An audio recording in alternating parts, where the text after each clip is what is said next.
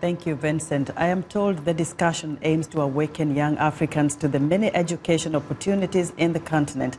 And joining me now is Ambassador Robin Renee Sanders, CEO of FEEEDS and former U.S. Ambassador to Nigeria and DRC, who also co-hosted the event. Ambassador Sanders, welcome back to Africa 54. Thank you so much. The first question that comes to mind is why the interest to educate the next generation of young Africans? I think there are really two major ones. I think most people know that Africa will have the largest population in the world in about 2035, but nearly 70% of that will be children or young people under the age of 30. And so if you're looking at where the continent is going to be for the next 2 or 3 decades, you really have to focus on what kind of educational systems the African young people are experiencing and what their opportunities are. What is the new approach? What is unique about the new approach that you think may work better than what already exists in terms of the general education curriculum for young Africans? I think the main difference is this focus on entrepreneurial thinking, not necessarily being an entrepreneur, but how do you problem solve? How do you problem solve to help development in your particular country? When we hosted the 5th annual Gallup FEEEDS event last week, we had really 3 institutions that are doing incredible things. One is the African Leadership Academy, the other is Ashesi University, that's in Ghana, African Leadership Academies in Johannesburg, and then we had a incubator, a company that supports incubators called Venture Garden Group, and they are all looking at focusing on how do you think entrepreneurially to address development problems. So the whole approach to education is different. It's not your standard, learn facts and figures and history dates, but it really is how do I contribute to my nation, how do I contribute to my economy, how do I problem solve, and how do I support either myself and my family. And that brings me to the question of the role of the private sector here, because as you educate these children, you want to know where they're going to end up, what kind of careers are they going to have.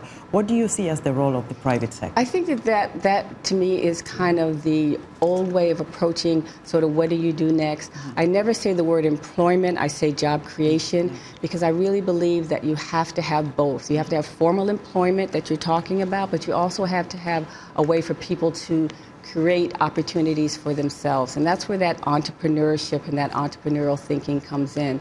If you have a population of 2.5 billion people, the largest, Africa will have the greatest working age population than the rest of the world combined.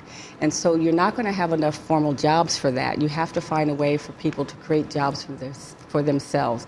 And that's what these institutions are doing. So what approach would you employ here? When you think about U.S. education initiatives for Africa, including YALI, they bring a couple of, young Africans to the U.S. during summertime. They learn, a number of things. And these are highly, brilliant kids. But you can't bring all of them to the United States. What is the methodology here? What can you employ to make sure that they get educated, quality education, where they are, right in the continent? Well, that's why I think the institutions that we brought last week are doing that. These are African-created, Pan-African institutions developed and designed by Africans on the continent for the young African generation, and that's what makes them unique. Yes, you can have donors like ourselves that help, but we can only help and have a synergy.